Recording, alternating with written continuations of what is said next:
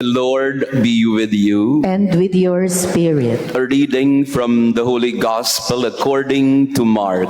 Glory to you, O Lord. The apostles gathered together with Jesus and reported all they had done and taught. He said to them, "Come away by yourselves to a deserted place and rest a while." People were coming and going in great numbers, and they had no opportunity even to eat. So they went off in the boat by themselves to a deserted place. People saw them leaving, and many came to know about it. They hastened there on foot from all the towns and arrived at the place before them. When he disembarked and saw the vast crowd, his heart was moved with pity for them, for they were like sheep without a shepherd. And he began to teach them many things. The Gospel of the Lord. Praise to you, Lord Jesus Christ. Praise be Jesus Christ, Now and forever. Good morning, dear friends. Pakibati nga ng good morning ang ating mga kasama ngayong umaga. Beautiful Sunday morning. Thank you for being with us. To our online parishioners, thank you also for praying with us today.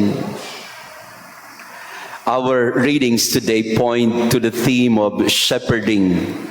In the book of the prophet Jeremiah, the Lord is telling his people through the prophet, "I will shepherd you, and I will send you shepherds. I will take care of you." And our gospel today also points to that invitation for us to be shepherds, in the same manner that God is also a shepherd to us all. It's a beautiful idea, shepherding. Hindi lang natin gaanong alam o kabisado ang dynamics ng pagiging pastol dahil wala tayong gaanong mga pastol, pero palagay ko'y naiintindihan natin ng ibig sabihin ng pangangalaga o ang pag-aalaga at pag-aaruga. To be a shepherd basically is to take care of someone or a group or a people, a family, ang pag-aalaga at pag-aaruga. And palagay ko lahat tayo ay nakaranas naman ng pagiging shepherd, nag-aalaga, at yung mapangalagaan, to be shepherded. Kahapon po I was invited to a wake mass, a funeral mass here in Araneta.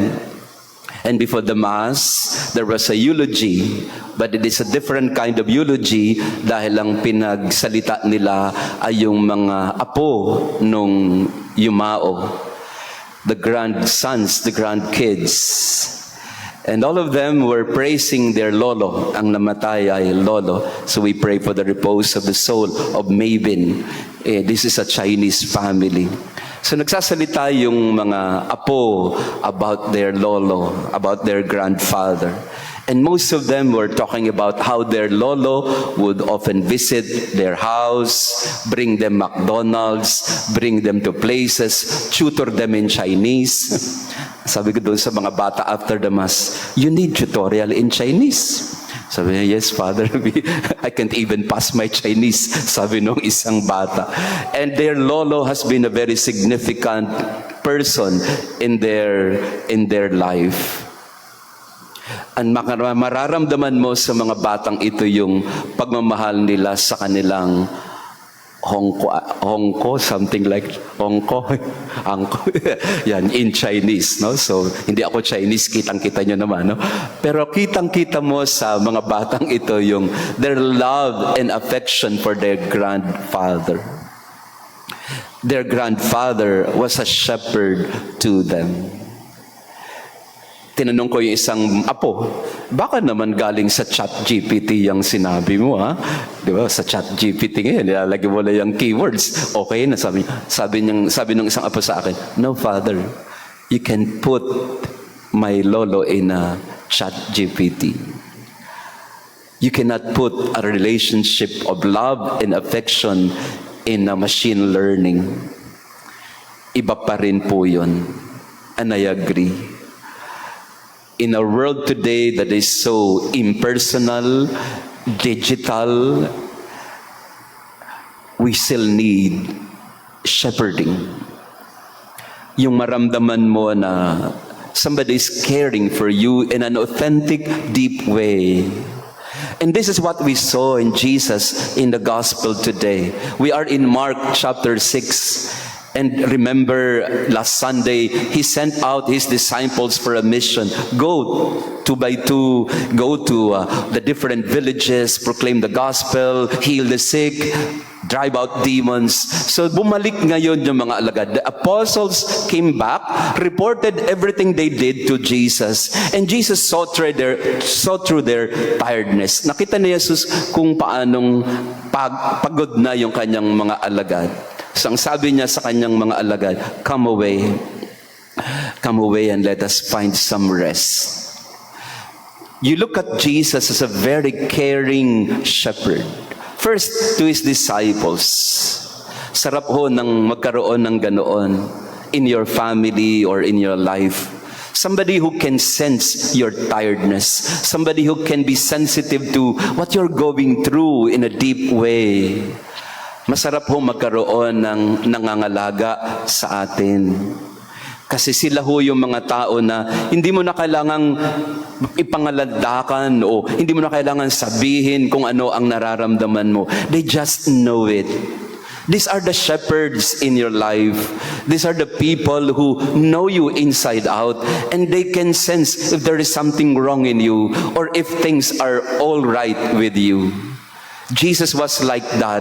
In our gospel today, Jesus is given to us as a very tender-hearted master, a caring shepherd to His apostles, to His disciples. Ramdam niya yung pagod, kaya ang sabi niya sa mga alagad, pahinga muna tayo.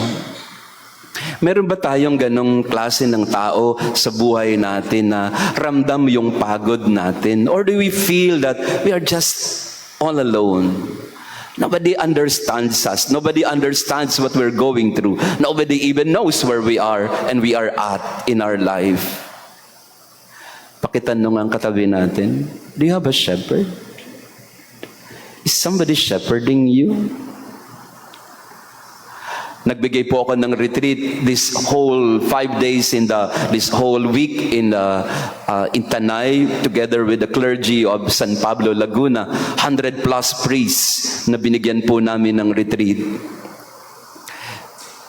At mararamdaman mo po sa mga pagbabahagi na ng mga pari yung marami ding pagod, no, sa kanilang paglilingkod. But they saw in each other as a clergy, as a sacramental brotherhood, that support that they needed in their ministry. And they saw in Jesus, their master, as the main source of their strength for their energy and apostolate and ministry. We need to be shepherded. Kahit yung mga pare, kailangan din ng shepherd. Ako po dito sa ating parokya, I'm so blessed. I remember in our initial conversation with Father Dave when we were in a transition period, I really honestly told Father Dave at that time, Father, I don't have your charisma, I don't have your style, I am rather different, so I'm really apprehensive dahil hindi ko alam kung masusustain natin yung nasimulan mo dito sa Maria Gorete. So I openly told him about my worries and apprehension. Sabi ko, and I can promise you one thing, I would try to do my very best to sustain what you have started, but I cannot promise that it will be the same as you did. And Father Dave, of course, understood it, that people are different when it comes to styles, when it comes to personalities. And you know what?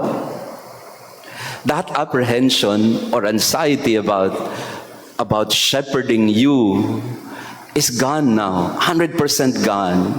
Yung worries ko dati na, Father Dave, paano yan pag wala nang nagbigay ng suporta sa atin dito? Paano na ako niyan?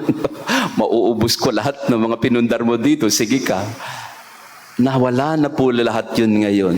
Dahil nung ako po'y namamalagi dito sa ating parokya, I feel a lot of shepherding from you. There's not a moment in my life here as I stay in the parish that I have not been shepherded by people. Again and again. I am amazed really how people can be so caring. People can be so tender in their love for the priest. And I appreciate that greatly. So we need to be shepherded. Yan, ulitin natin ang tanong, may shepherd ka ba na nag-aalaga sa'yo? Kasi pag wala kang ma-identify na ganyan, paano na tayo niyan? We need to identify at least a shepherd who will take care of us. We need some love. But in the gospel also, as Jesus disembarks with his disciples, ay nako, hindi pala pwedeng magpahinga. So he sees the needs of the people and he told his disciples, mukhang change plan tayo. We planned to take a rest, but we look at them, they want shepherds as well. Yes, totoo yun na kailangan natin ng mapangalagaan tayo, pero nandun din yung hamon sa atin na if we are to be good shepherds, we have to have the heart of Jesus, the sensitivity to the needs of others around us, the sacrifice that is needed for us to look at the needs of others first before ours. Ang isang pastol, pagod siya, pero pag nakikita niya ang pagod ng iba, nawawala ang pagod niya kasi kailangan niyang bigyan ng pangangalaga ang iba. Ang tunay na pastol ay kaya niyang talikuran ng sariling pagod kasi alam niya mas pagod yung mga nasa palibot niya. At yun na nangyari sa ating ebanghelyo ngayon. Nung nakita ni Jesus sa mga tao, sabi nila, wala munang pahinga. Tulungan na natin. And he taught them many things. And if you go further in Mark chapter 6, dito rin mangyayari yung pagpapakain ng mga libo-libo. Jesus feeding the thousands of people. So the mission also and the invitation for all of us is to be a shepherd to one another. Pangalagaan ang isa't isa sa abot ng ating makakaya. At maraming beses po na tayo po ay na hinahamon ng panahon ng pagkakataon na talikuran ng sarili. Ilang beses na po tayo nakaramdam na I need to take care of them first before my own needs. And it's difficult. Kasi minsan gusto nating unahin yung sarili natin. Pero sa totoo lang, higit ang pangangailangan ng kapwa natin sa paligid natin. And let me end with this again, encounter lately with somebody who's really struggling in his life. Again, a fellow priest. And sugatan siya, sabi niya, no? Father, sugatan ako eh. Ang dami kong mga pinagdadaan ng pagsubok ngayon sa buhay. Ang dami kong mga iniisip dahil I'm losing my vocation, Father. So yun ang aming kwentuhan. This is in a conversation of friends. Ang dami kong iniisip at gusto ko nang umalis, gusto ko nang umayaw, at gusto ko nang lumabas sa pagkapari, sabi niya. Sabi ko, ano ba magagawa natin dyan kung yun ang sitwasyon natin ngayon? Sabi niya, paano ba? Di namin alam yung gagawin. Why, I gave him some sort of a a suggestion. I told him, give it one more chance. Give it one more chance. Give it a week. A week of intense apostolate, a week of intense service to the people. Give it all you've got even before you leave. I was telling him, kung sakaling lalabas ka, give it one more chance. A week or two. Just give it your all. And after that, we confer and we talk at tingnan natin kung ano yung resulta nung...